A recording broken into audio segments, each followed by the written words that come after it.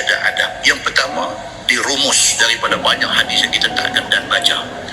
Dia kata apa? Di antara adab doa, mulakan dengan istighfar. Astaghfirullahalazim, astaghfirullahalazim, astaghfirullahalazim. Ingat dalam hati, aku minta ampun di atas dosaku kepadamu. Minta selawat kepada Nabi. Sebelum doa, Allahumma salli ala Muhammad wa ala ali Muhammad. Kemudian mulakan dengan puji Allah. Alhamdulillahi rabbil alamin, hamdan yuwafi ni'amahu wa yukafi'u mazidah. Itu puji Allah subhanahu wa ta'ala. Itu semua adalah adab sebelum kita nak minta apa-apa dekat Allah.